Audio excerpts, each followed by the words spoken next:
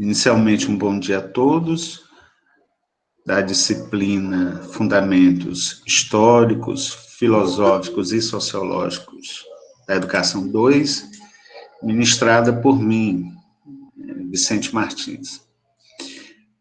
Trata-se de uma disciplina cujo foco principal diz respeito às tendências pedagógicas da educação brasileira. Essas tendências pedagógicas da educação brasileira, elas são também um reflexo, de alguma forma, com o que acontece com o mundo lá fora, né? O mundo europeu em particular e também norte-americano. Nós sofremos bastante influência com relação a esses países no Ocidente. Quando a gente está aqui discutindo a educação e suas tendências, a gente sempre está numa perspectiva ocidental. Pouco nós sabemos da educação japonesa, né? A educação oriental. Há uma desinformação por nossa parte na formação, a gente não olha muito para esse viés. Talvez, num contexto atual, devamos olhar para esses países também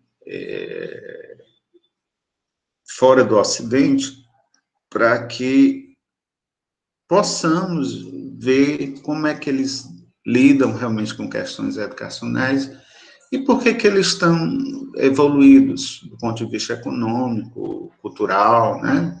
Há um grande avanço, especialmente na China e no Japão. Será que por trás está o viés ideológico? O que está por trás? É um aspecto cultural?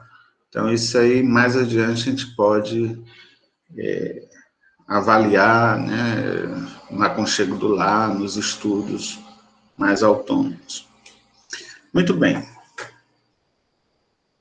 Então, seguindo aqui, durante a nossa fala, você pode perguntar o que você desejar.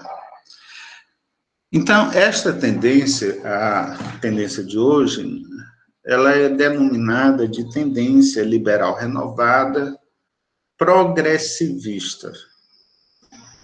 A gente não pode confundir, veremos mais adiante o porquê, com a tendência liberal renovada, uma tendência progressista. Ela não é progressista, ela é progressivista. E nós vamos até avaliar um pouco essa terminologia, o que é que está por trás, tá certo? Os teóricos é que montam essas nomenclaturas com fins de explicitar bem a terminologia, tá certo? E talvez ao longo da aula tenhamos a necessidade de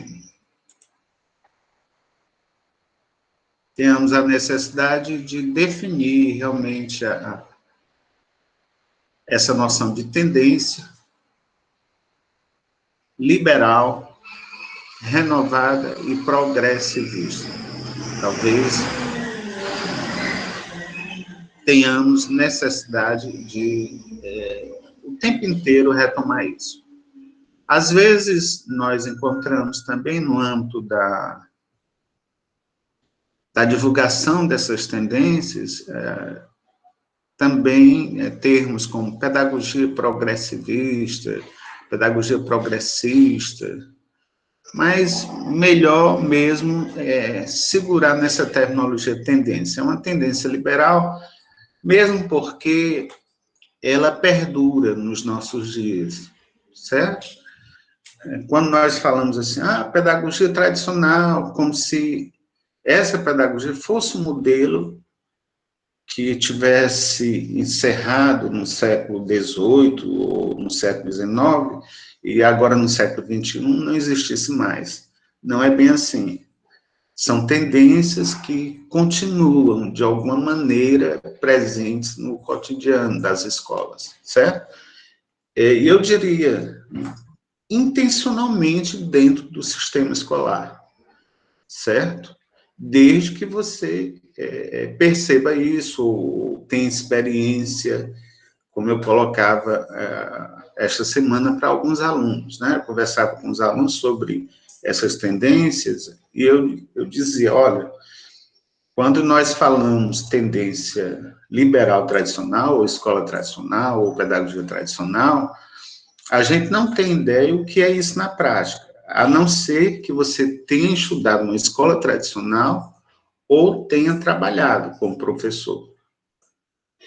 Então, se você quer ter uma ideia do que é uma tendência liberal tradicional, ou da escola tradicional, estude numa escola religiosa, seja ela um viés evangélico ou mesmo católico. Se você quer ter uma noção de tendência liberal tradicional, estude em uma escola militar, um colégio militar de Fortaleza, que nós temos aqui em Fortaleza, ou a chamada escola cívico-militar, que vem se instalando, né, em alguns municípios, inclusive Sobral.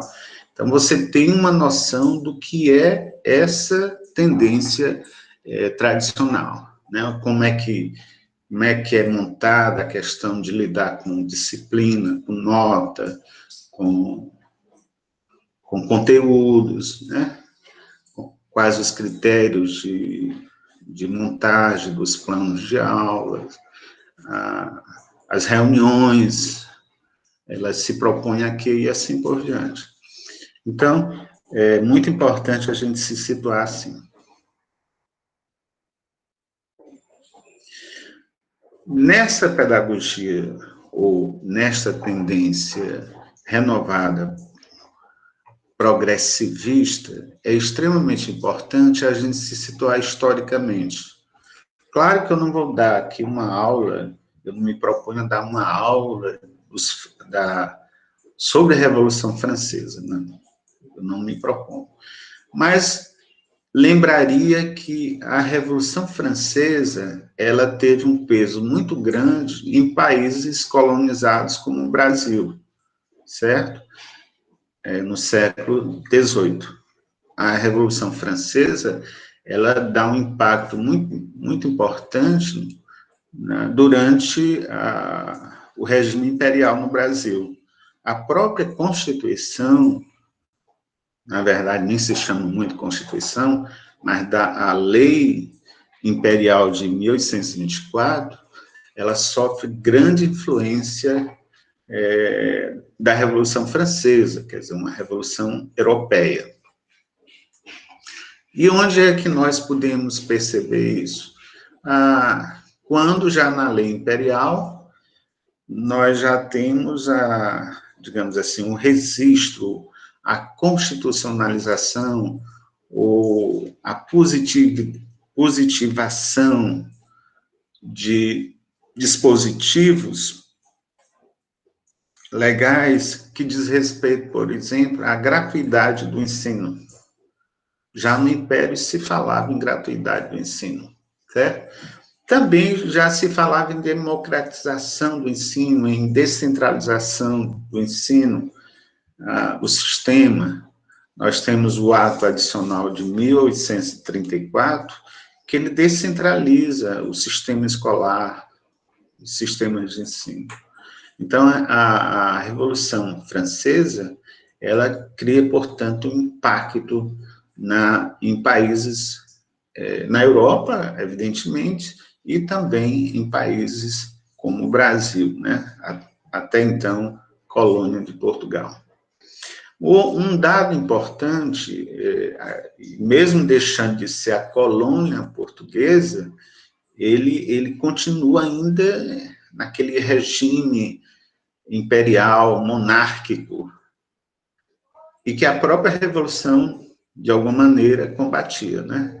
Nós sabemos que a Revolução Francesa, ela foi importante para destituir, embora ela tenha vivido isso de forma muito pacífica, com o feudalismo, A Revolução Francesa, se a gente pudesse falar, eu diria isso, acabar com todo aquele resquício do feudalismo e também do absolutismo.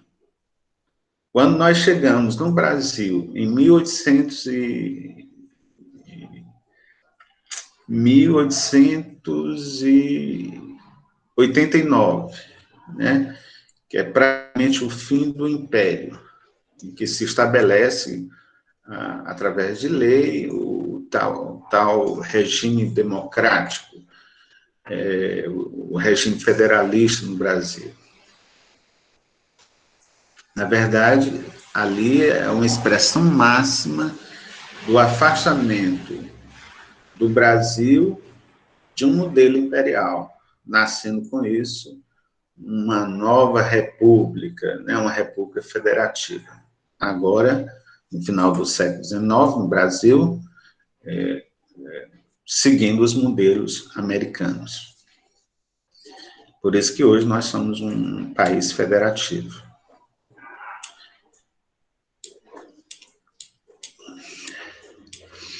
Eu queria colocar para vocês uma discussão importante que eu venho travando já há algum tempo, com os alunos e mostrando a importância de uma disciplina desta ordem. Todos nós, e guardem essa informação, todos nós que estamos aqui, qual o nosso grande objetivo aqui? É a gente ter uma boa formação para atuarmos no mercado de trabalho. Esta atuação, ela tem que ser com muita proficiência, ela tem que ser com muita competência, ela precisa, você precisa acessar esse mercado de trabalho, mas muito mais do que chegar ao mercado de trabalho, seja público ou privado, você precisa ter uma estabilidade lá, uma estabilidade funcional. As pessoas precisam querer você lá. É importante que haja uma aceitação, não só sua, daquele modelo de escola, mas a própria escola que o recebe, seja concurso ou não. Se for um sistema privado, não será concurso. Será uma seleção, será um convite, assim por diante. Se for escola pública, você poderá ingressar por meio do concurso público. Mas seja no público ou no privado, é interessante observar que é nosso papel, enquanto profissional de educação, respeitar o que ocorre ali. Isso não quer dizer uma atitude passiva, não quer dizer que essa escola que você chega, você não pode se tornar sujeito dela.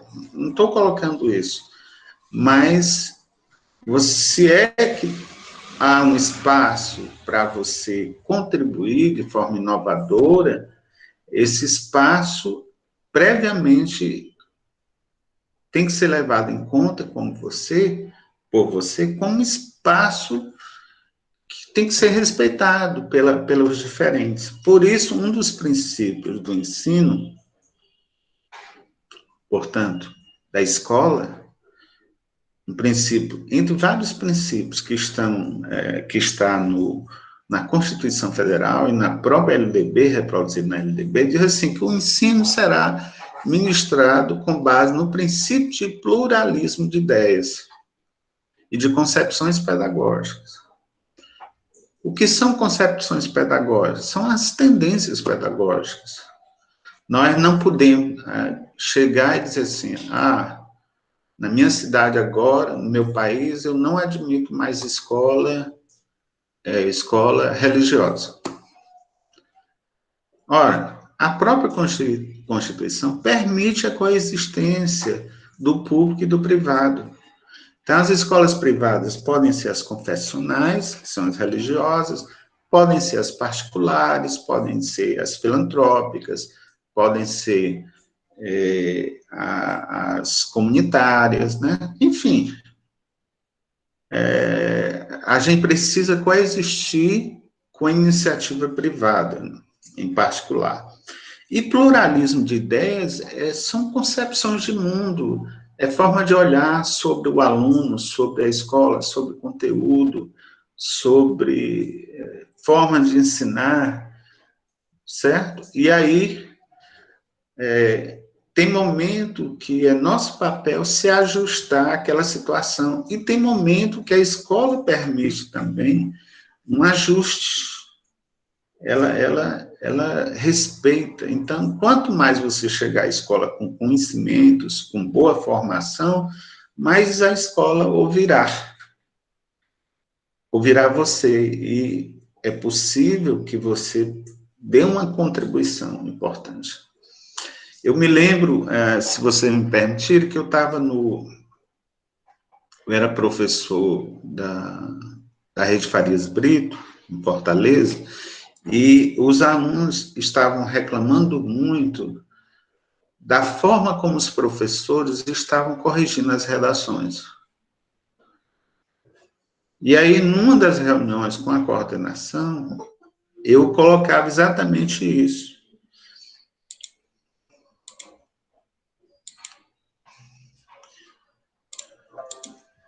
Eu chamava a atenção para o seguinte: não adianta chamar a atenção do professor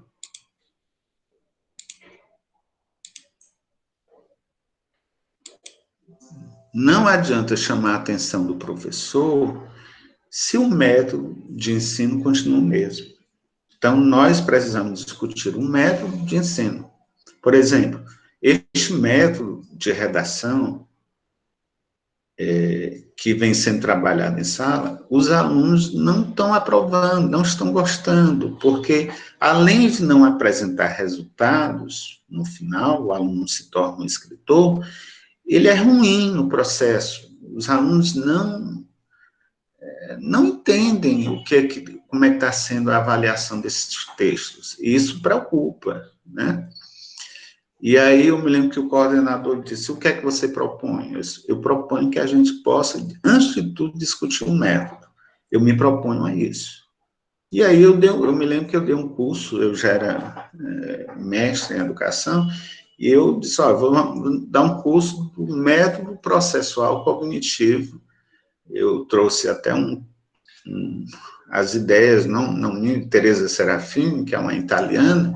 Eu disse: vamos trabalhar com o método da Teresa Serafini para uma nova montagem. E aí refletiu na proposta, né, de uma folha especial, com planilha de erros, aquela coisa toda. E isso impactou de tal maneira que ainda hoje está como modelo na Rede Farias Brito, tá certo? Então, você, em algum momento, pode, dentro desse princípio de pluralismo de ideias, oferecer alguma coisa para a escola, certo? E concepções pedagógicas, abertura também. Eu até citava para um aluno, conversando esta semana, que pela manhã, às vezes, eu dava aula no colégio militar, à tarde eu dava aula na escola pública estadual, e no final de semana eu dava aula numa escola privada. Eram 3 gestões bem diferentes. Uma militarizada, era o coronel, era o major ali, né, coordenando as atividades. Outra era o diretor, era o coordenador. E outra era o coordenador, mas diretor de uma escola privada. Então, eu teria que me ajustar, porque é uma questão de sobrevivência. Você precisa trabalhar, precisa ganhar dinheiro, precisa sustentar a família. Então, as concepções pedagógicas, ela é uma forma de vestir. Em algum momento você pode deixar, né? Eu deixei a escola pública, no caso, Colégio Militar, e a SEDUC também. Mas nem foi tanto pela pedagogia, mas por outros interesses, né? Interesse de carreira, acadêmico, alguma coisa que, às vezes, a escola, digamos assim, tradicional, ela não dá essa abertura. Tem uma foto da Revolução Francesa. Eu tenho muita dúvida, quando se fala em Revolução Francesa, se realmente o que foi a Revolução Francesa, né? É uma revolução burguesa? O meu olhar sobre a Revolução Burguesa, que é um olhar sobre o que Marx falou da Revolução Francesa, é vista, portanto, como uma revolução da burguesia, mas com apoio campesino, portanto, proletário. Então, é uma revolução que tem um misto de proletário, campesino, né, povo do campo, e também da classe comercial, emergente, né? E essa classe comercial, ela está querendo se afastar dos modelos feudais com relação ao tratamento, em termos de relação, e também a questão de impostos, né? E a forma de governo. Então, essa Revolução Francesa também, de alguma maneira, está questionando formas de governo. E é uma crítica às formas de governo. Mas vocês verão, na prática, que ela não quer fazer uma grande revolução, né? Ela não quer fazer revolução proletária. Ela quer ainda continuar com o status de poder. Ela não quer abrir mão do poder, certo? Então, há quem diga também que a própria Revolução Francesa é fruto da crise do feudalismo, né? Ou da Revolução dita mercantil. Ora, as tendências pedagógicas liberais que nós já vimos a tradicional, que pode ser muito bem lembrada como aquela pedagogia jesuítica, né? Que ainda hoje perdura. Esse modelo jesuítico perdura nas escolas ditas religiosas e também nas escolas atualmente cívico-militares ou só militares, que é o caso dos colégios militares. Essas tendências pedagógicas liberais, elas surgiram, isso aqui quem diz é o Libano, em particular, que é um grande estudioso dessas tendências. Elas surgiram no século XIX, de forma mais forte, né? Sobre forte influência de ideias da Revolução Francesa, de 1789, que segue aquele princípio de igualdade, liberdade e fraternidade. Receberam também contribuição do liberalismo político e econômico no mundo ocidental e do próprio sistema capitalista, né? Então, torna-se uma revolução relativamente, digamos assim, conservadora, porque qualquer modelo de mudança em um sistema capitalista que não questione esse sistema capitalista de exploração do homem por outro homem, né? Que não considere o trabalho produtivo do homem, o aliene com relação à sua produtividade, continua ainda com um modelo muito conservador, muito tradicional, tá certo? Então, nós vamos puxar essa discussão para a educação, né? Poderia ser um papo aqui legal, mas eu não sou historiador, mas poderia ser um bate-papo interessante, né? Discutir Revolução Francesa e educação.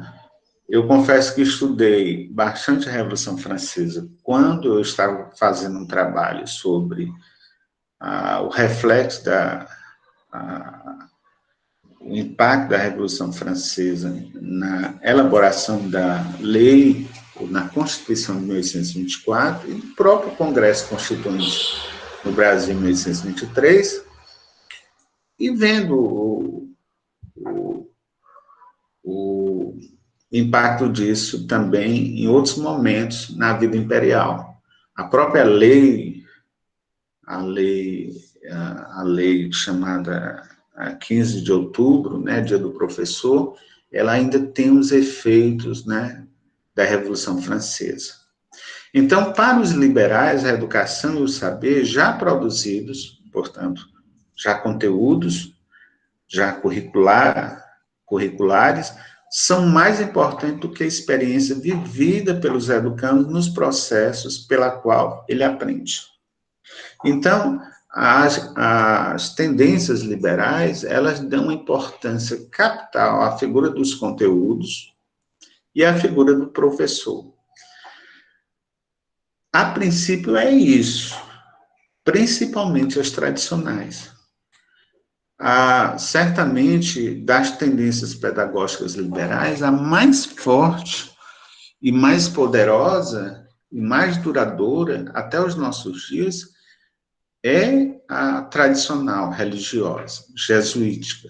Só os jesuítas no Brasil, eles ficaram 210 anos no Brasil, 2 séculos também. Então, isso gerou um impacto muito grande. Até que Marquês de Pombal, em 1759, expulsa os jesuítas, né? E ele era uma figura iluminista. Então, o iluminismo, ele tenta romper ainda com esse tradicional. Por isso que nós podemos também, de alguma maneira, falar que essa pedagogia que nós vamos estudar hoje, de forma mais demorada, a pedagogia liberal mais renovada, ela tem muito das ideias iluministas, né? Das ideias de que a razão, ela precisa explicar alguns eventos da vida social, certo? Então, aqui, os liberais, nós chamamos a atenção, de alguma maneira, eles contribuíram para manter o saber como instrumento de poder entre dominador e dominado. Então, o saber é central na pedagogia liberal. E o saber é instrumento de poder, mas ele não muda essa relação de dominador e dominado. É um mundo que reconhece a figura do dominador e dominado. Portanto, é um saber ainda a serviço do status quo, a serviço, portanto, do modelo de dominação que existe. Porque é um saber que está ainda a serviço do sistema capitalista. Então, e o sistema de capitalista, ele estabelece relações de classe, empregador-empregado, professor-aluno, diretor-professor, chefe, servidor, e assim estabelecendo essa hierarquia. Aí você diz, mas essa hierarquia não existe nas relações? Elas existem, existe até na família, né? Pai, filho. Mas ela não precisa ser tão distante. A gente não pode confundir autoridade com autoritarismo. Então, o princípio de autoridade deve existir, mas não daquela força poderosa, né, superior ao outro, né, que determina formas, por vezes, penosas de viver, né? É muito interessante também que nessas concepções liberais tem uma ideia praticamente darwiniana, que é a ideia de que os melhores vão sobreviver, né? Então, se você quer sobreviver nesse modelo liberal, cabe a você fazer todo o esforço do mundo, né? Aí vê o exemplo da girafa, né? Novinha, que não alcança, está dependendo da outra, mas pouco a pouco ela vai esticando o pescoço até poder se alimentar diretamente. Aqui também é mais ou menos assim, estude, estude, estude, que você vai ter um lugar ao sol. Mas se estude, estude, estude, você vai ter um lugar ao sol, mas você não precisa mudar essa realidade que está aí. Então, as pedagogias ou tendências liberais, no fundo, elas são bastante conservadoras, porque essas relações podem ser opressoras, essas relações podem não ser boas, principalmente daqueles que são desfavorecidos economicamente, tá certo? Quando a gente fala isso, principalmente estamos falando do profissional, do operário, né? Do trabalhador, do assalariado. Então, com essas limitações econômicas, aquele assalariado, aqueles que recebe apenas por mês, ele pode pagar um preço muito alto até para a sua própria reprodução. Então, uma educação que mostra o saber como poder, mas não quer em momento algum fazer alteração nessas relações, nós consideramos, e eu, claro que esse é um olhar mais marxiano, eu nem diria marxista, não precisa ser militante, mas marxiano uma relação muito mais alienante, é muito mais fortemente marcada pelo distanciamento, né? Entre pessoas, as que detêm poder e aquelas que não detêm poder.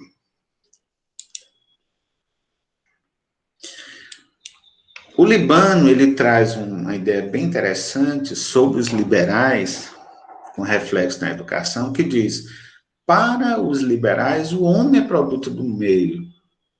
Ele e sua consciência se formam em suas relações acidentais, que podem e devem ser controladas pela educação, a qual deve trabalhar para a manutenção da ordem vigente, atuando diretamente com o sistema produtivo. Então, aqui é aquela ideia de que a educação, para os liberais, está a serviço da manutenção da ordem vigente. E que o homem é produto do meio. Isto é, se você está numa comunidade muito pobre, você não pode, nesse olhar, almejar chegar a uma ascensão social, via educacional, porque, a princípio, você é excluído. Como é que você pode galgar uma função mais reconhecida socialmente se você está lá embaixo da pirâmide? Então, se seus pais não têm formação, você terá alguma formação, mas muito limitada, mas nunca chegará a um nível superior. Aí você diz, não, mas era assim antigamente, hoje mudou. Mudou como? Se você pegar mais recentemente, eu acho que foi esta semana, e aqui não cabe nenhuma, não é crítica a governo, não, é só um registro de fala. Aqui eu nem me proponho a fazer crítica a governo, bem que eu poderia fazê-lo, né? Mas o objetivo não é esse aqui. Mas veja, por exemplo, uma fala do atual ministro da Economia, que em algum momento ele diz, olha que absurdo, no meu prédio o filho do porteiro está fazendo medicina. Como é que pode? Pelo FIES ele está fazendo medicina. Como é que pode um filho de um porteiro?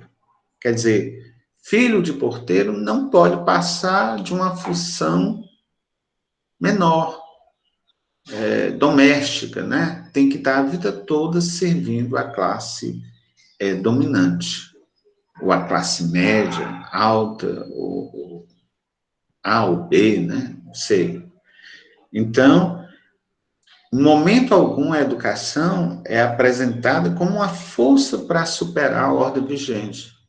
E, ao contrário, a educação pode superar essa ordem vigente, que é uma luta, é uma resistência. A nossa luta no Brasil, uma luta histórica, como o manifesto de 1848, né, do Partido Comunista, diz exatamente isso, que a história das sociedades é a história das suas lutas. Então, o que nós temos no Brasil ainda é reflexo da nossa história, né? Nós somos assim, ainda temos uma certa letargia com relação aos modelos vigentes. A gente precisa ainda acordar para questionar e refletir sobre esses modelos. Então, aqui defende, portanto, o status quo. Vamos deixar como está. E onde você está é onde você deve realmente estar, porque o homem é produto do meio. Ora, uma educação liberal que pense assim é uma educação, a meu ver, ainda bastante conservadora. As tendências pedagógicas liberais, ou pedagogia liberal, ou pedagogias liberais, elas são, portanto, 4 modelos. A tendência liberal tradicional, principalmente jesuítica, a tendência liberal renovada progressivista, que é o que nós estamos ensaiando aqui, a tendência liberal renovada não direta, ou não diretiva, e a tendência liberal tecnicista, que estiveram em grandes ou menores proporção marcando a educação no Brasil, tá certo? Nos últimos anos, principalmente a partir do século XIX. Ou a partir dos anos 30 no Brasil, né? Século XX também. Então, a tendência liberal renovada, progressivista, ela acentua-se nesta tendência o papel da escola na formação de atitudes, razão pela qual deve estar mais preocupada com os problemas psicológicos que com os problemas sociais e pedagógicos. Então, ela está muito concentrada ainda, essa tendência liberal renovada, não com o social, com questões da sociedade, com conflito de classe, com o sistema capitalista, está preocupado com o indivíduo, com suas atitudes, com a sua razão, com a sua forma de olhar, com seu desempenho individual e isolado, certo? Por isso que na chamada tendência liberal renovada, progressivista, a onda de testes de vocação, a onda de estudos psicológicos, né, para avaliar comportamento, tendências das pessoas, especialmente dos alunos, ele ganha bastante expressividade na escola, tá certo? Então, todo esforço deve ser direcionado para proporcionar uma mudança no interior do indivíduo, ou seja, uma adaptação pessoal às solicitações do ambiente. É muito interessante que aí você diz, isso existe? Existe. Né? Na prática, a gente tem esse olhar ainda, né? Quando um professor, ou mesmo uma família, seja quem for, olha para um aluno, para o indivíduo e diz, previamente, este aí não tem futuro, porque ele não mudou. Do jeito que ele está, ele não vai ter um bom papel na sociedade. Ele precisa, sobretudo, mudar a sua conduta, uma série de valores. Claro que isso tem implicações, mas é possível que o indivíduo seja uma pessoa boa, maravilhosa, repleta de valores, né? Seja criado em famílias bem estruturadas, e mesmo assim ele não consiga um lugar ao sol digno, né?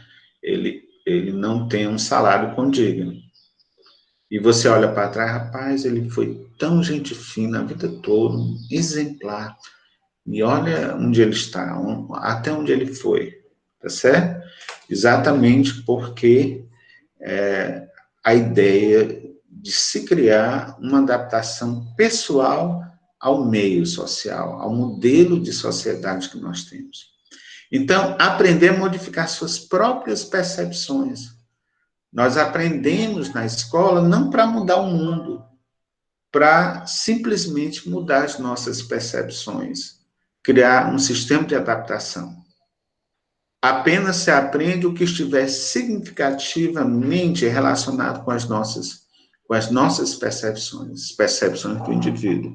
Então, em momento algum, está preocupado com a mudança no social, a mudança na sociedade, tá certo?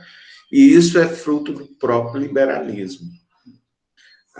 Quando a gente quando a gente diz que a pedagogia liberal sofre, ela é liberal por isso, né?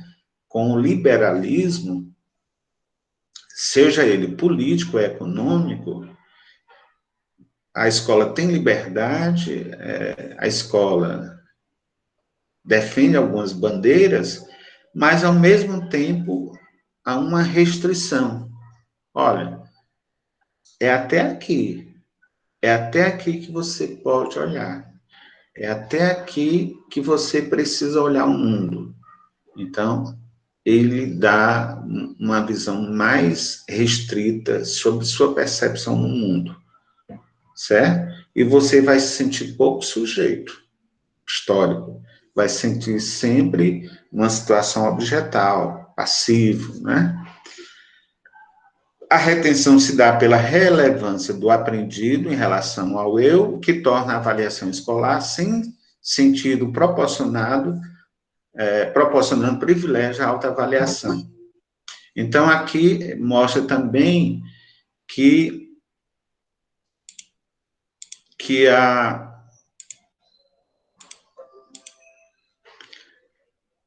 a retenção do conteúdo é uma retenção muito individual, né? O que eu aprendo na minha lição depende do meu esforço particular. E isso é muito relativo, né? Porque se você tem um aprendizado, digamos assim, muito voltado à memorização de informações, de conhecimentos, de diversos saberes, na verdade você está sendo julgado pelo seu poder de retenção de memória, né?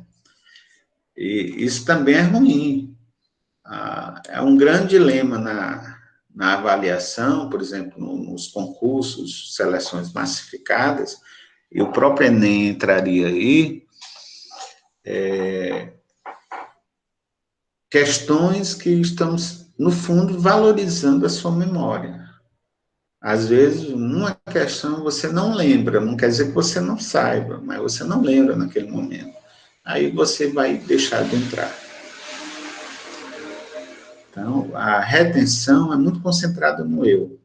Quando a retenção daquele conhecimento, se tivesse sido mais discutido, compartilhado, e se uma questão fosse mais de compreensão e reflexiva, certamente você daria uma resposta.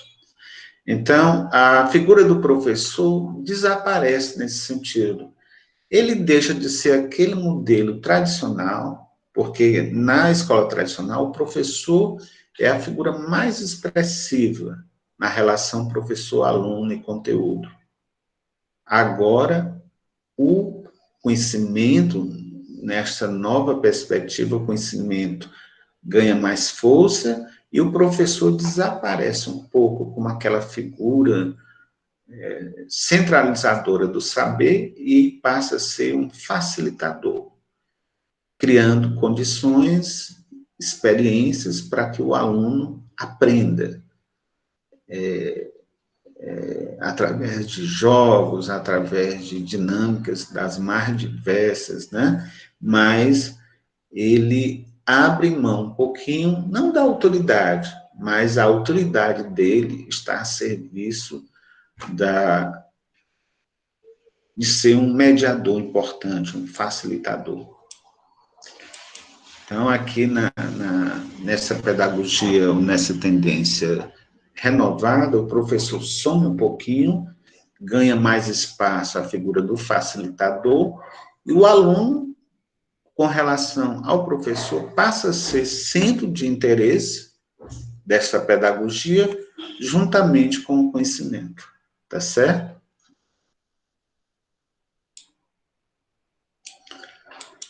Uma forma de... o Libano, entre outros, o Lucchesi, eles criaram 6 categorias para descrever essas tendências de um modo geral, que é o que nós vamos aqui. Vamos ver. Me aguarde um minuto.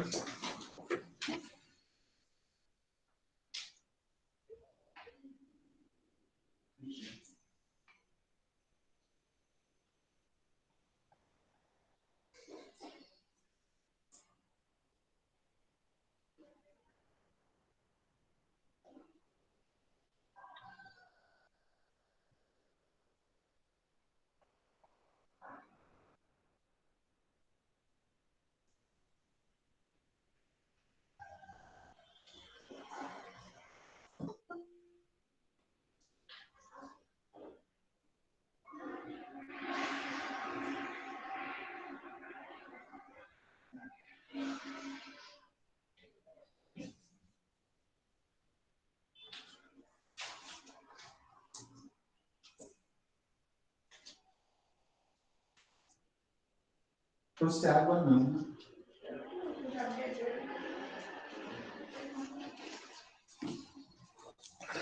Pronto. Muito bem. Então, eles criaram, esses estudiosos, né, o Libano, o próprio Saviani também, o Lucchesi, eles criaram 6 categorias. Eu até acrescentaria outras categorias ou subcategorias que estão dentro dela. Papel da escola, conteúdo de ensino, método de ensino, relacionamento professor-aluno e pressupostos de aprendizagem e manifestações na prática escolar.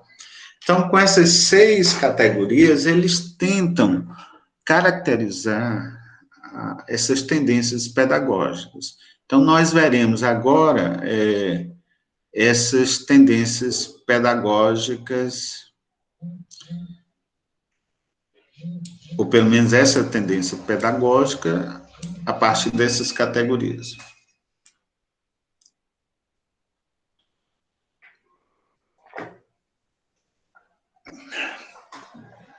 Então, vocês observam aí nessa imagem o quê? De um lado, tem uma centralidade no conhecimento, certo? E no outro, na criatividade. Essa pedagogia renovada, ela traz essa novidade. Ela é renovada exatamente por isso. Ela se concentra no saber, no currículo, no conteúdo, no conhecimento. Os estudos psicológicos, cognitivos ganham força aí. O estudo processual, o aprendizado através de etapas modulares, né? Aliás, a didática modular, aprender em módulo, ela teve grande força nesse período, e, por outro lado, ela faz uma imersão do aluno em experiências novas, né? Então, ela não deixa de ser renovada nesse sentido. Ela não deixa de ser importante. A escola novista, no século 20, né, a partir dos anos 30 no Brasil, ela vem com esse contexto de novidade. Alguns alunos, às vezes, me perguntam a diferença entre progressivista e progressista. A progressivista, que é objeto nosso aqui, o próprio termo é criado, ó, ela vem de progressivo mais isto. Mas ela é acrítica. O que é progressivista? Ela defende o progresso, traz a psicologia, traz as experiências, as ciências, tudo isso é contemplado no currículo. E também traz uma perspectiva nova na relação professor-aluno, que é a figura do aluno como centro de interesse pedagógico. Mas ela é acrítica, em que sentido? Ela não quer mudar o sistema vigente, ela não quer mexer no status quo, ela não está questionando formas políticas de dominação, ela não está questionando oligarquias, ela não está questionando formas de exclusão, certo? Já na visão progressista, a visão progressista, ela ao contrário, ela é crítica, ela está questionando um sistema de exclusão social, de exclusão educacional, ela está defendendo a educação como direito de todos, mas uma educação que as pessoas efetivamente aprendam e que todos sejam beneficiados com os equipamentos sociais, tá certo? Então, a progressista, ela é muito mais, digamos assim, revolucionária, ela marca. E para os conservadores, ela se torna perigosa. Ela se torna perigosa, porque, no fundo, eles estão questionando as lideranças políticas, estão questionando a forma de dominação e de relações autocráticas das autoridades. Então, a pedagogia progressista, ela incomoda um pouco. O grande representante da pedagogia progressista aqui, certamente, é o Paulo Freire, né? Porque o Paulo Freire, ele está preocupado exatamente com o modelo, esse modelo que nós temos ainda hoje, o sistema capitalista. Embora não esteja preocupado com a criança, né, a pedagogia paulo freireana não é voltada para a criança, ele diz, olha, você adulto que está analfabeto, você precisa aprender a ler o mundo, a desmistificar essas relações de poder. Se você conseguir desmistificar isso, e a tua experiência garante que você já tem essa percepção social, a decantação das letras em leitura oralizada, né, essa leitura manifesta, essa leitura em voz alta, ela vai ser uma consequência tranquila. Então, o método Paulo Freire, por exemplo, parte para isso. Mas ele quer que, com isso, você volte ao trabalho com um olhar mais crítico, questionador, possa contribuir para a melhoria. Não é derrubar a fábrica, nem nada disso, não. Mas que você volte e tenha reconhecimento, né? E tenha pouca alienação social. O que é alienação? Alienação é, sobretudo, essa ideia de que, vamos imaginar, eu até já ouvi isso de alguém que trabalhava na Grandenes, olha, às vezes uma sandália passava pela minha mão durante o processo de produção da fábrica, da Grandene lá em Sobral, e uma vez eu vi aquela chinela, naquela sandália, melhor dizendo, numa vitrine, numa loja. E com o meu salário não dava para eu comprar aquela sandália, que eu tinha manipulado, tinha pegado. Então, isso é a noção de alienação, né? Você cria um alheamento, e a gente sofre um processo, né, que que no alemão se chama de reificação, né? Se reifica.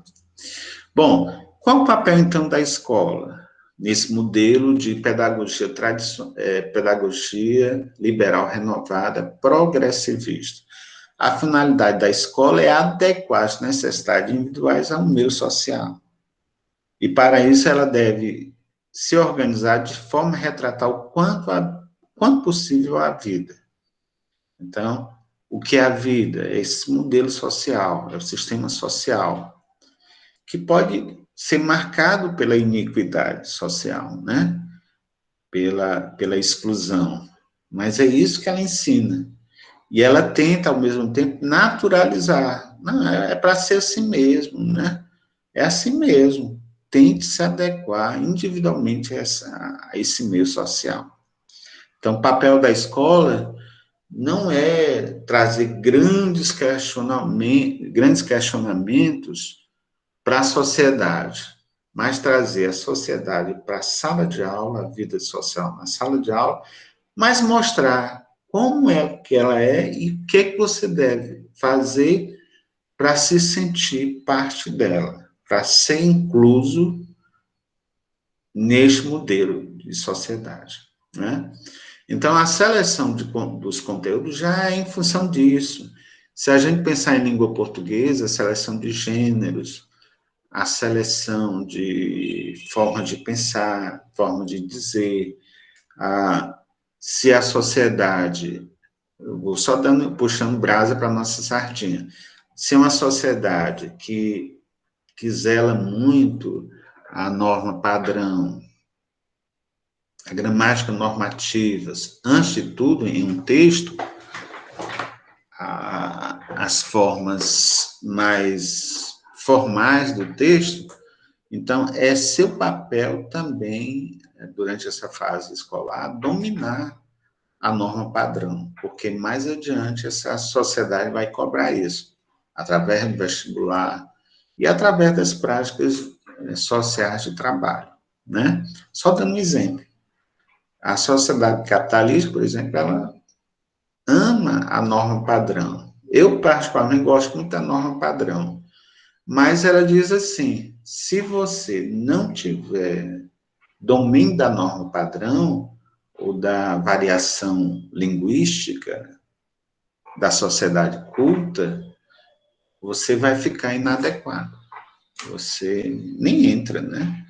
Então, sem a norma padrão hoje, nem no vestibular, nem no Enem você passa.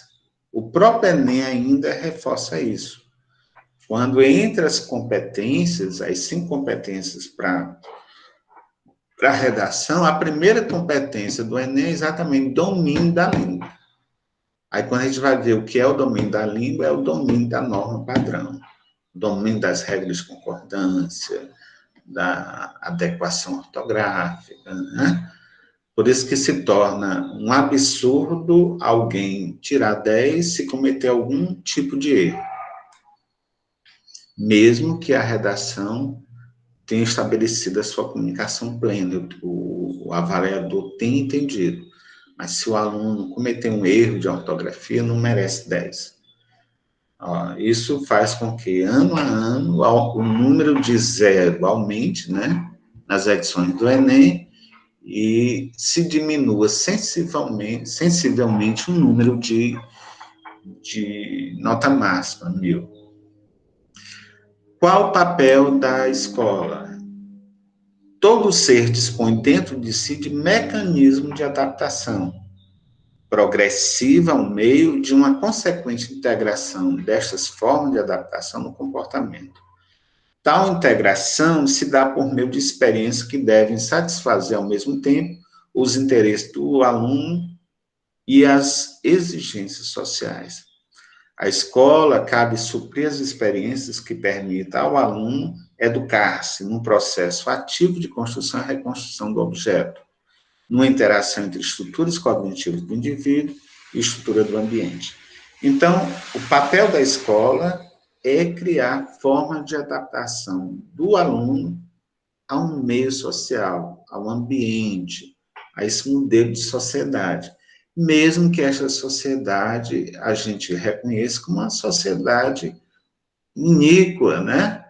Que priva as pessoas de alguns equipamentos sociais. Não é justo, por exemplo, que uma sociedade, alguns tenham condições de garantir uma saúde privada e a outra parte da população, em momento algum, ela tenha condições de assegurar uma saúde pública que possa dar um mínimo, que é a saúde. Você vá para um posto médico e seja atendido. Então, numa sociedade de classes, mas com menos iniquidade, ir para o público ou privado deveria ser opção e não condição. Então, às vezes, colocar uma criança na escola pública para uma família é a condição. Bom é quando a sociedade pode fazer a opção de colocar numa escola militar, o outro coloca na escola privada, outro na pública, mas é a escolha da família e não uma condição.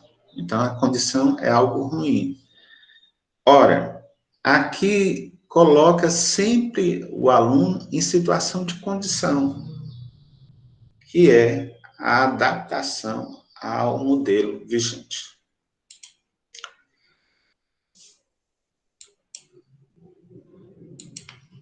Durante a aula, vocês podem fazer qualquer questionamento. Os conteúdos de ensino.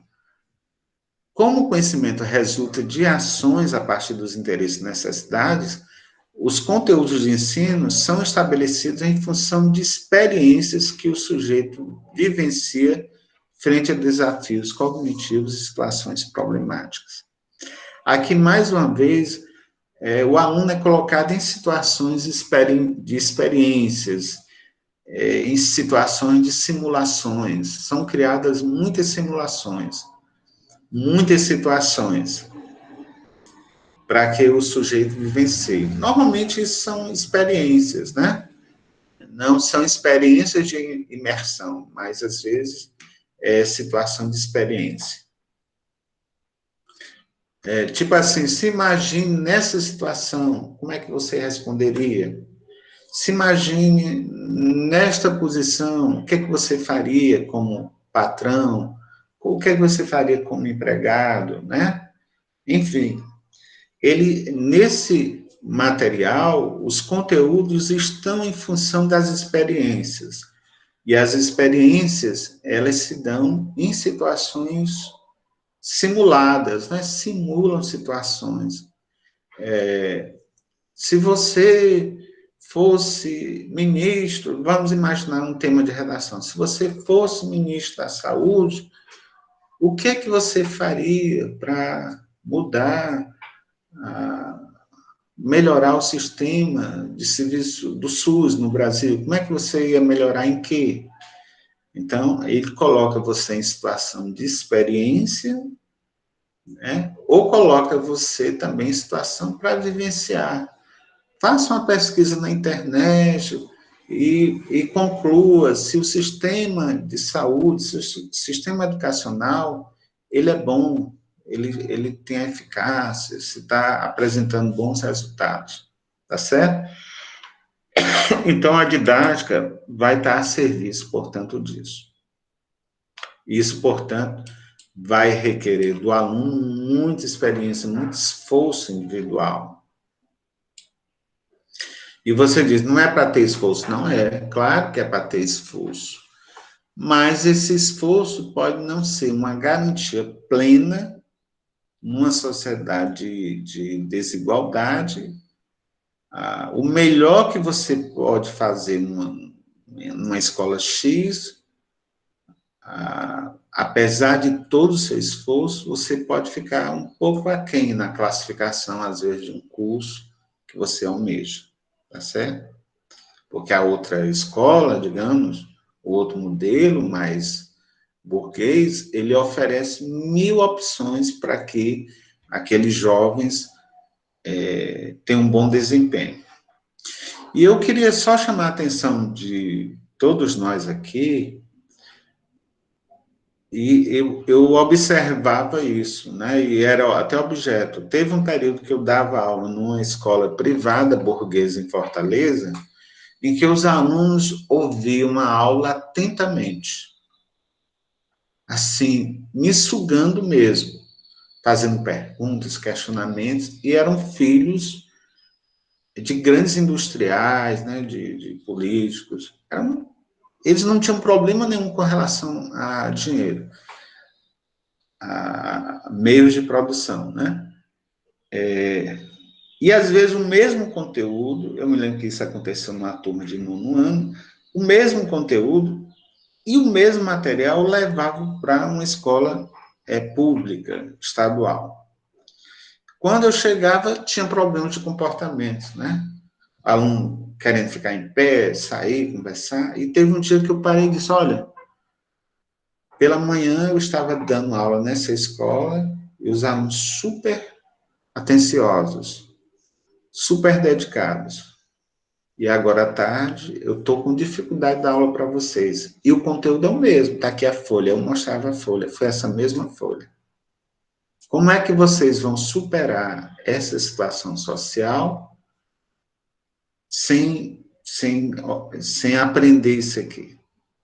Porque essa outra classe, ela não quer chegar a uma ascensão social do ponto de vista econômico, ela já está no máximo lá, mas ela quer manter o que ela tem. E a família quer manter, portanto, o status quo. Certo? Os conteúdos de ensino dá-se, portanto, muito mais valor aos processos mentais e habilidades cognitivas do que os conteúdos organizados racionalmente. Trata-se de aprender a aprender, ou seja, é mais importante o processo de aquisição do saber do que o saber propriamente dito. Aqui, aprender a aprender, de alguma maneira, nesta nova tendência, ela dá as condições para que o aluno aprenda. Por isso que aprender a aprender faz com que o professor desapareça nessa figura tradicional daquele professor que retém todo o conhecimento na memória.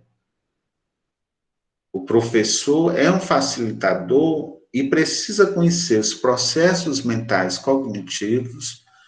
E quando a gente fala processos mentais cognitivos, a gente está falando em uma certa modularidade. Nós aprendemos por módulo, por etapa. Os professores observam essas fases de aprendizagem e para cada fase dessa ele vai oferecendo instrução de modo que o aluno aprenda a aprender, aprenda a fazer, aprenda a ser e aprenda melhor a conhecer. Certo? Então, quando ele aprende a aprender, ele aprende a ser, ele aprende a fazer, ele aprende a conhecer mais sobre aquilo. E isso, para esta tendência, é um processo emancipatório. Quais os grandes pensadores da escola nova? Eu coloquei essas imagens, mas já estou esquecendo quem são. Mas eu imagino aí, deve ser o John Dewey, Montessori, De Crowley e Piaget. Essas são as grandes figuras. Por isso, por exemplo, se pegar Piaget, que está na última ponta, cada um tem uma contribuição, né? O Piaget, por isso que o Piaget foi estudar o Piaget não está muito preocupado com a educação, mas está preocupado com o desenvolvimento cognitivo. Por isso que o Piaget vai falar em fases, pré-operatório, abstrato, tal, não sei o quê, os estágios. Nós, educadores que vamos lá na teoria piagetiana, exploramos esses estágios.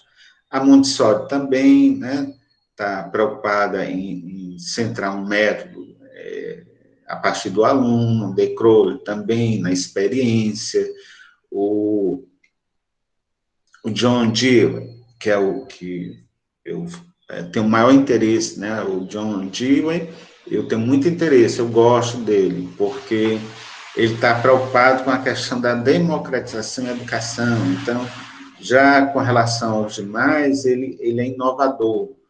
E ele influenciou grandemente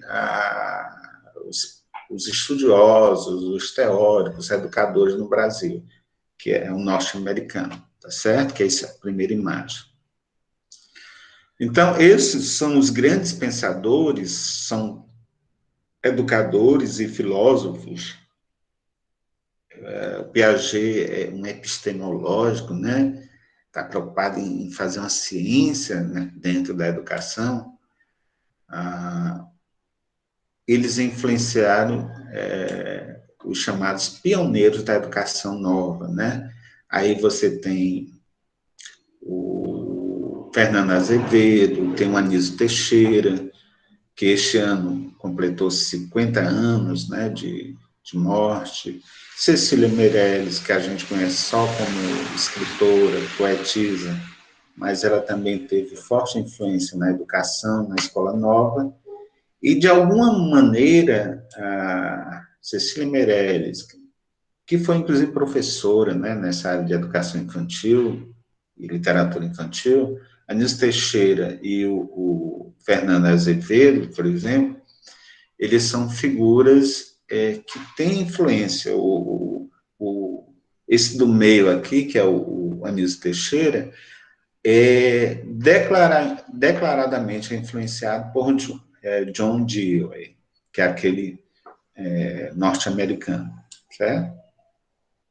Então, o método de ensino é a ideia de aprender fazendo, aprender a fazer, aprender através de experiências. Este é o método. Não é aprender só ouvindo, é aprender imerso em experiências que favoreçam, portanto, a descoberta, a eureka, né? E aí, seguindo as ideias, principalmente de Montessori, De Crowley e Dewey, é sempre colocado desafios para o aluno resolver, encontrar uma solução de problema. Tudo isso é muito renovador, isso é novo, porque na pedagogia tradicional, o que se tinha era o professor passando conhecimento e o aluno ali numa situação objetal, sem poder, em momento algum, até questionar o professor. E aí eles têm um método de ensino bem claro, coloca o aluno numa situação de experiência, o problema deve ser desafiante, o aluno deve dispor de informações, o aluno deve apresentar soluções provisórias, deve garantir oportunidade, tempo para as soluções dos problemas. Então, os métodos ativos, né, de ensino neste modelo de tendência liberal renovada, eles são por etapas. Colocar numa situação, depois fazer isso. Por quê? São processos cognitivos. A ideia do processo cognitivo é se aprender ou ensinar através de etapas cognitivas, através desses passos. Porque, seguindo esses passos, o resultado, o produto disso aí é o aprendizado. No relacionamento professor-aluno, o papel do professor é ser um facilitador, ele auxilia no desenvolvimento livre e espontâneo da criança, por isso a grande contribuição de Montessori nisso, de deixar o aluno mais à vontade para aprender, e quando o professor intervém, é para ajudar o aluno a tomar uma decisão, dar uma solução. Mas o professor ele não está preocupado em dar resposta, nem está interessado também que o aluno siga a sua resposta, nem a do livro. Então, ele está permitindo que o aluno construa o seu saber. O relacionamento professor-aluno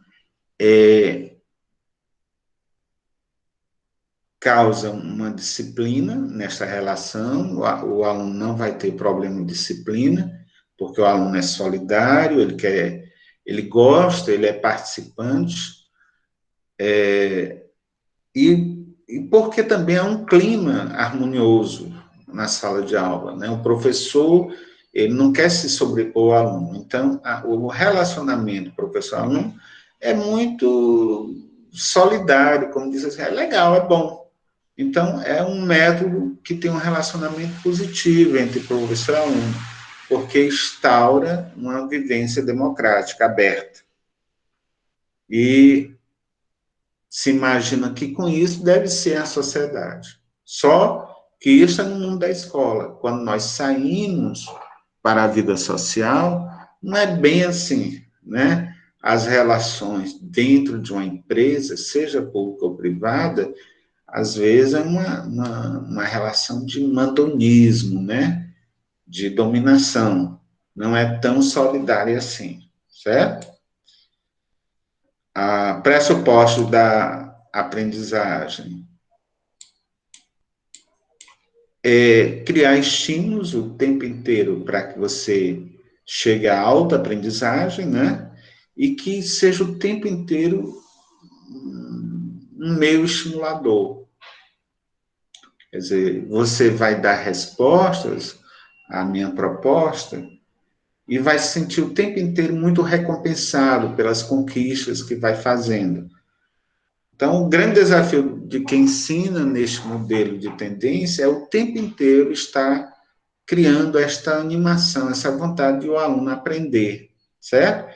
E de o aluno se sentir, portanto, parte da história, da sua própria história de aprendizagem. O aluno coloca tudo que ele aprende, a sua experiência pessoal, e isso dá uma cristalização de conhecimento. Não é a resposta do professor, mas a resposta que ele deu, e o que ele deu faz sentido, ele percebe isso, tem a clareza nisso, e tudo isso se torna muito eficaz, esse esforço se torna eficaz. E o professor se sente também recompensado por isso, e o tempo inteiro o aluno, ele reconhece no professor como essa figura de facilitador da sua aprendizagem, né? Esses cursos, essa visão, ela influenciou fortemente os cursos de licenciatura, né? As licenciaturas em letras mesmo, nos anos 30, pedagogia, o curso de letras, no caso, um dos primeiros é da década de 30, que é na USP, né, em 34, eles têm muito dessa renovação pedagógica, né, dessa montagem nova, né, de criar situações de prática. Por isso, hoje ainda nós temos disciplinas como prática de ensino, prática de literatura, prática de leitura, prática de escrita, né, para envolver você em simulações de aprendizagem. Não é bem estágio, né? E às vezes, eu questiono com os professores de prática exatamente isso. A prática de ensino, vocês têm, eu acho, cerca de 800, eu acho que deixa eu ver, são as 200, mais de 200 horas, eu acho que é bem 400 horas, as práticas de ensino. As práticas de ensino, elas não devem ficar só em teorias, mas devem ter situações de simulação da vida real, né? De ser professor. Aí mostrando que esses métodos, projetos, né? Vamos fazer um projeto para ação social, vamos montar alguma ação que possa beneficiar a sociedade, a minha comunidade, o meu bairro, a própria escola. Então, isso vem desde da educação infantil, principalmente na pré-escola. Então, no Brasil, essa escola novista é chamada escola nova ou escola renovada, né?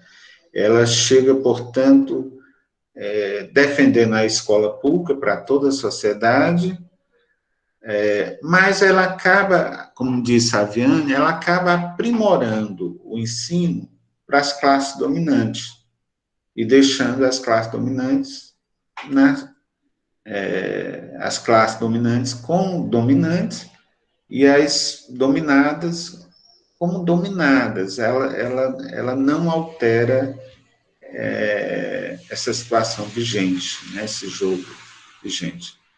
Então, aqui mostrando, enfim, o papel da escola, a relação professor-aluno, conhecimento, metodologia, conteúdo e avaliação, procurando sempre não questionar muito esse modelo, preparando sempre o aluno para se adequar ao sistema. A avaliação, ela não é uma avaliação reflexiva que começa a desmontar, a desvelar esse modelo de classes sociais que nós temos, né? Ele coloca isso como um viés que cabe ao aluno respeitar. Este ano eu dei entrevista, uma das figuras que eu mais estudei nos últimos anos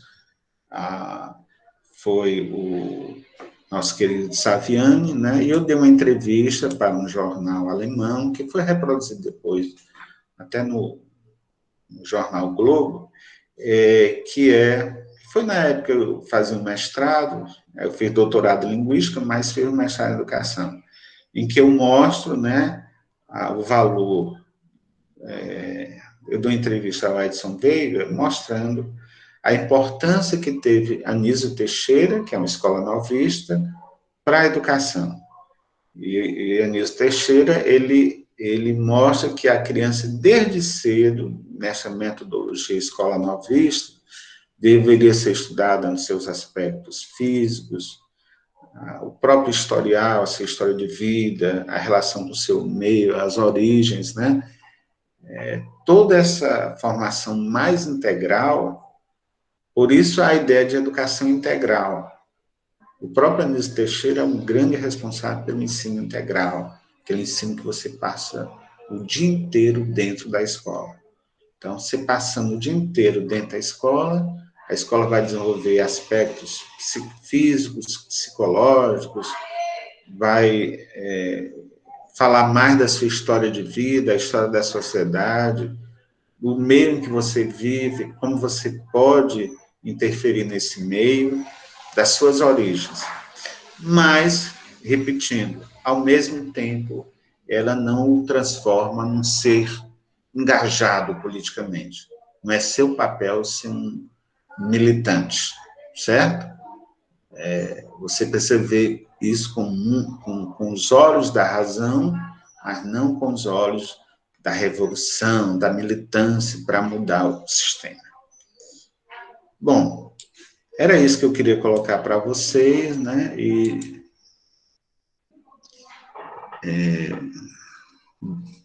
fica à disposição para quaisquer perguntas.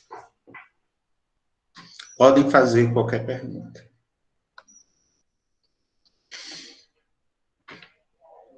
Foi o que vocês acharam da aula?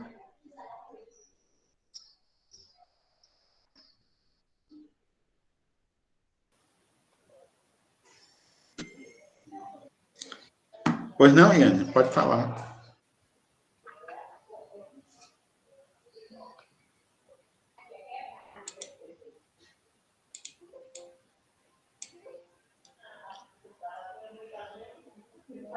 Você está falando alguma coisa, Iane? Eu não estou escutando aqui.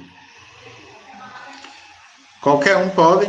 Quem quiser fazer alguma pergunta, se sinta à vontade.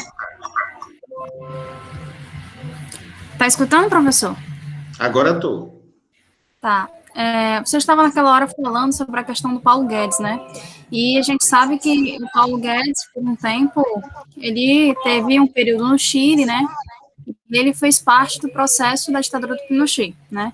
E ele fala que não compactuava com o regime e tal, aquelas coisas todas. Mas eu acredito que ninguém está em determinado local por acaso. A gente não é isento politicamente. Na verdade, toda postura e ação, nós nos afirmamos politicamente em alguma coisa, né? E é engraçado tudo isso, porque eu penso, por exemplo, quando o senhor fala de revolução, da questão da Revolução Francesa, que o senhor pautou muito bem, né? É liberdade, fraternidade, igualdade, mas é para um determinado grupo, né? E o resto que nesse sentido geral se lasque, né? Então, assim, eu creio que nós carregamos ainda muito desse sentimento, dessa questão dessa individualidade, sabe? Até no nosso próprio cotidiano, nós cultivamos muito isso, né? E eu acho que quando a gente traz esse aspecto de nos colocar e pensar no outro, sabe, essa empatia é um desafio pelo próprio sistema com que a gente é muito educado, assim, de individualismo exacerbado, né? É tão complicado, sabe? E eu vejo que é um processo, mas é um processo que leva tempo, leva cautela, mas precisamos principalmente desenvolver essa autocrítica dentro de nós, e principalmente nós, como professores, para não sermos só esses facilitadores, mas sermos realmente professores, né? Sermos conscientes do nosso papel também. É isso. Muito bem colocado, Iane. Acho que está correto. Não tem como você, em momento algum da vida, né, ser neutro, ou ser indiferente. O próprio esforço da neutralidade ou da indiferença já é um posicionamento, tá certo? Então, a gente está sempre situado politicamente. E pagamos um preço por isso, né? Você paga, de alguma maneira, nós, no Brasil, a gente está pagando por um modelo, né? Modelo que a gente não questionou na época certa, é um modelo que perdurou e a gente silenciou. E aqui eu não estou falando em militância de nada, não. Ao contrário, se você quiser ser militante, partidário, tudo bem. Eu nunca fui militante partidário, né? De entrar no partido para fazer militância. Mas, em algum momento, a gente precisa questionar algum sistema, alguns valores, né? Algumas colocações. E eu tenho feito isso ao longo dos anos, né? E às vezes incomoda também, né? Como uma vez eu estava em Brasília participando de um grupo de trabalho, um governo anterior, bem anterior, né? A esse que está aí. O papel do grupo de trabalho era fazer um documento para que o ministro, era sobre educação especial, tal, não sei o quê, e era um documento. E aí, quando, já depois de algum tempo, a gente chegou à versão final, eram 15 especialistas, né, ali, estudiosos, quando chegou naquele documento final, eu sentado, o documento ia para o gabinete do ministro, e eu estava ali, eu fiquei calado. E o diretor olhou para mim e disse assim: Ei, cearense, você, tá tudo bem esse documento aí? Você acha que tá bom? Você tem alguma coisa a sugerir? Aí eu disse: mas não sei se eu devo. Isso era uma sexta-feira à tarde, né? Então, todo mundo já queria ir para suas casas. A gente tinha passado uns 3 dias preparando esse documento. Eu só daqui, nessa página que eu estou vendo, eu disse, eu estou vendo 20 erros. Aí quando eu disse 20 erros, tem erros gramaticais, tem erros na terminologia, tem erro na colocação. Aí fui apontando. Aí ele parou e disse: Puxa vida, cara, você estragou, porque a gente já ia entregar o documento, né? Pois você vai ficar aqui o final de semana. Eu fiquei corrigindo o material e só voltei na segunda-feira. Mas eu poderia ficar calado, né? E o documento, ele poderia até surtir algum efeito, mas não desejável. Por exemplo, com este documento que a gente levou ao ministro, o edital do Enem foi alterado. Porque naquele ano, acho que 2009, o edital do Enem contemplou, por exemplo, a redação dos alunos com dislexia. Então, alunos com dislexia, eles passaram a ter um outro olhar do avaliador da redação do Enem.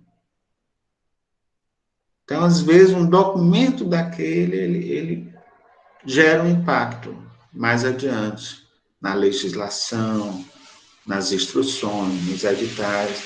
Então, não vale a pena, às vezes, a gente ficar todo o tempo neutro. Às vezes, vale a pena, né, Iane, a gente se engajar. Claro, respeitando as diferenças, né? Veja que na aula de hoje eu disse, olha, é princípio do ensino o pluralismo de ideias, respeitar a ideia plural, a ideia diferente. É princípio do ensino as concepções pedagógicas. Então, as escolas privadas e públicas têm as suas concepções pedagógicas, né? Cabe a mim respeitar. Agora, estando em uma concepção pedagógica que esteja ali estabelecida, eu posso contribuir com o meu olhar, desde que a escola permita isso, né? Por isso que quando eu vou propor, eu digo assim, você quer, me ajuda, tem certeza? Porque eu vou questionar algumas coisas. Não, professor, por favor. Aí eu vou e sugiro, né, com base na minha experiência, ou com aquele meu olhar.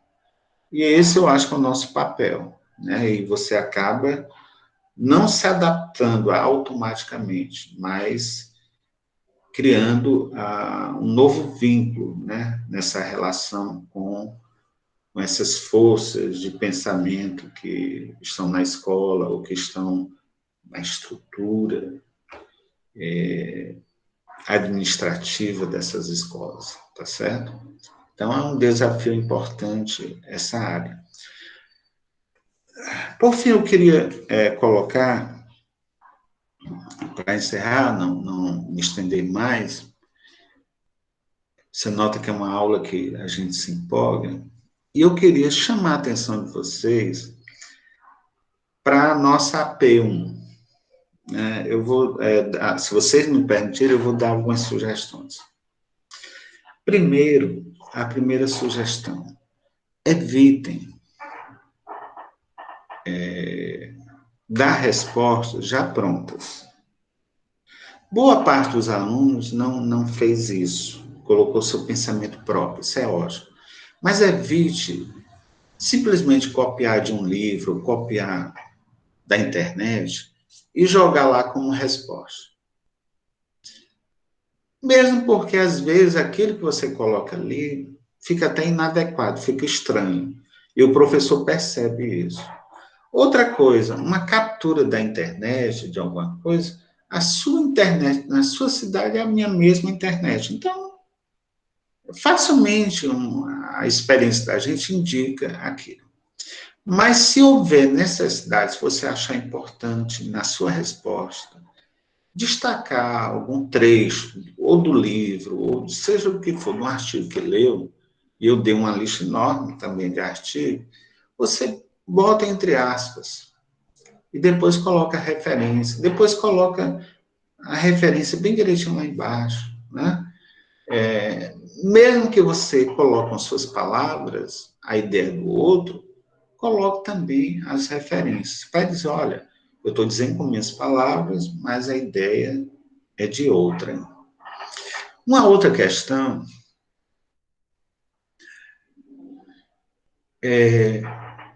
me fez lembrar aqui, se vocês me permitirem, eu fui fazer há muitos anos, como aluno, fui fazer uma seleção para o SESC, em Fortaleza, para ser professor de espanhol e português no SESC.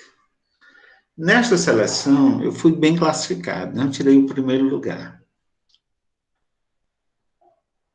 E na seleção, teve a parte de conhecimento, depois teve entrevista, teve dinâmicas, né, para selecionar. E teve situação que colocava a gente que estava ali naquele... a gente ia fazer um estágio, né, no SESC de 2 anos, naquela área da gente, colocava a gente em situação. Tipo assim, os alunos são comerciários, vão chegar, tal, vão dizer que não querem conhecimento, que estão cansados. Qual a sua opção? Aí tinha um que dizer assim, se não quiser nada, eu boto para fora. Mas, rapaz, botar para fora, o aluno, se o aluno passou o dia todo cansado, como é que você vai botar para fora um aluno comerciário, um trabalhador? E aí, eu fui colocando, né, a minha fala, e ao mesmo tempo, isso não faz sentido eu estar numa instituição como o SESC, em que eu não reproduza a dinâmica deles, né? A forma como eles acolhem aqueles alunos comerciários. Mas, ao ingressar nesse interior, eu poderei fazer a minha parte. Eu me lembro, quando eu entrei no SESC, aí fui inventar seminário de literatura, eles gostavam muito, né? Espera aí, eu vou fazer seminário, vou acabar com essa ideia de aula, vou criar um seminário, vou trazer convidados. Então, e eu notava que o próprio SESC, a direção do SESC, reconhecia isso como algo bom. Então, é nosso papel fazer isso. Eu me lembro, poderia citar aqui 1000 coisas, eu me lembro que eu fui fazer o concurso do Colégio Militar, e o meu tema foi substantivo composto. Para quem é professor, sabe que substantivo composto é uma lista interminável, né? O primeiro elemento varia, o segundo não varia, não sei o que, os 2 elementos variam, tal, não sei o que, o primeiro é verbo, era 1000 coisas. Como é que eu ia dar as regras do substantivo composto? Uma aula de 40 minutos, 45 minutos, como é que eu ia dar? Aí eu me lembro que eu fiz a seleção de tudo que era... E olha que não tinha internet. Eu fiz a seleção, o máximo que eu tive condições, tudo que era substantivo relacionado à carreira militar. Guarda-marinho, navio-escola, não sei o quê, subtenente, tenente-coronel, não sei o quê. Tudo relativo ao regime militar. Quando eu dei a aula, eu notei que a banca ficou assim em êxtase, né? Ora, eu tenho que montar minhas estratégias. Eu não deixei de dar aula de substantivo composto, mas eu fiz o meu recorte estratégico. Da mesma forma, eu falo com relação à avaliação. Lembre-se da avaliação que eu pedi para vocês. Eu disse, olha, você fez concurso, você agora está numa escola cívico-militar. Como é que você vai pensar? Como é que você vai dar conta da disciplina, dos conteúdos? Como é que você vai montar um plano de aula? Então, o plano de aula tem que refletir ao modelo tradicional ainda hoje. Você só pensa o contrário até o dia que você entra. Se você entrar hoje em qualquer escola tradicional, religiosa, ou cívico, militar, o modelo é o mais tradicional. E nem por isso deixa de apresentar resultados. São escolas com nível de excelência de resultados, não é? Então, não nos cabe aqui uma crítica. A escola tradicional ela é ruim a princípio. Não, ela apresenta resultados. Mas esses resultados seguem a um padrão rígido, né, de montagem, de olhar sobre o conteúdo, o papel do professor e assim por diante. Então, as provas aqui, por vezes, eu coloco nessa situação. Eu trago praticamente uma pedagogia renovada quando eu coloco você em situação para responder a isso. Né? Se você estivesse na escola cívico-militar, como é que você se comportaria? E é nesse momento que você tem que se abstrair. Se você estivesse no SESC, como é que você faria? Se você estivesse na escola pública, como é que você se comportaria como professor? Então, conhecer as tendências pedagógicas permitem que a gente tenha as várias possibilidades dentro desse guarda-roupa de se vestir para aquela situação. Vai lá, dá aula nesse modelo, depois vai embora. E continua a sua vida, a sua reflexão. Isso não te anula enquanto profissional, tá certo? Bom, era isso que eu queria colocar para você, já estiquei muito tempo e... Professor, Pois não, Elton. duas coisas. Primeiramente, bom dia, mais uma vez. Em segundo, eu gostaria de perguntar-lhe se seria possível, depois, a disponibilização da gravação da aula para que a gente possa assisti-la novamente, né, posteriormente, né, para algum aprofundamento. Ok. Elton, sim, Elton, a gente vai disponibilizar. Mas antes, Elton, eu recomendo que você leia o guia da disciplina. Você já começou a ler o guia da disciplina? Sim, professor, já estive fazendo a leitura ontem. Pronto. Algumas vezes. No guia, a gente inclusive diz que vamos disponibilizar as gravações, tá certo? Então é importante ler o guia. O guia tem umas 16 páginas, mas lá eu digo praticamente tudo. Uma delas é a disponibilidade das aulas gravadas, tá certo? Então, lê o guia, no guia você sabe, todos vocês vão saber o que é que eu estou cobrando na AP1, na AP2, na AP3. E desde logo trabalhe para fazer a AP2, já vão pensando, vão fazendo devagarinho. Eu talvez seja o único professor que já dá antecipadamente as 3 provas. Então, para que você tenha tempo. Tem gente que está fazendo 24 horas antes, está fazendo no mesmo dia. Aí a prova sai sem qualidade. Faça devagarinho, faça tranquilo, né? São 3 questões, 7 a 15 linhas. Não precisa fazer uma tese, 30 páginas, eu não quero isso. 7 a 15 linhas. Faça a primeira questão, fundamente direitinho, se coloque bem. Até na hora que você terminar, já me manda, não tem problema não. Professor, Até o último dia, tem lá as datas, né? Mas você já pode mandar bem antes, não tem problema não. Pois não, Márcio, pode falar.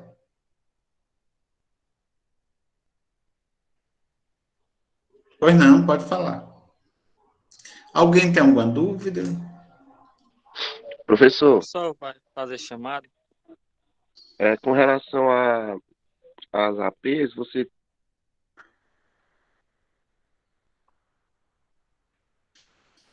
A frequência, Gleicier, a frequência existe? vai no Zap. Daqui a pouco eu coloco. Você tem alguma noção de datas para entregar as notas, de mostrar as Não, notas da primeira AP? não. Não, por enquanto não, viu? Porque a gente Dá está para colocar no recebendo celular? ainda hoje, a gente está recebendo. No decorrer dos dias, a gente... Normalmente eu corrijo logo, mas como eu estou recebendo até hoje, né? Quando eu receber hoje, eu coloco no sistema. Às vezes eu dou uma nota provisória, que é da primeira leitura, e faço... Aí na segunda leitura é que eu defino realmente a nota e coloco no sistema. Às vezes eu coloco uma leitura... Quando eu recebo, eu sempre olho e já dou uma nota prévia, né? Dou um 7, um 8, um 9, tá? Aí, às vezes, eu volto, como não são muitas páginas, são muitas provas, né? Mas não são muitas páginas, aí eu olho, aí dou a nota definitiva, né? Aí dou a nota definitiva e já coloco, lanço também no sistema. Aí, como nós estamos recebendo ainda hoje, Márcio, é provável que no decorrer dos dias, né? A gente leve algum tempo, já que a turma também é numerosa, tá certo? Outra coisa importante, a propósito, tente colocar, né, tente mandar a prova dentro do prazo. é difícil, né? Eu sei das limitações às vezes, mas tente. Por isso que a gente já entrega a prova previamente para que no dia X, né? Se você deixar para 24 horas é muito complicado, porque às vezes o computador dá problema, é a internet. Então, vá trabalhando logo cedo para evitar assim um contratempo, né, de última hora. Certo? Muito bem. Mais alguém deseja perguntar? Daqui a pouco a frequência eu coloco no Zap. Bom, não feito isso, eu mando um abraço para todos e desejamos tudo de bom para vocês, tá bom? Um abraço, bom dia para todos.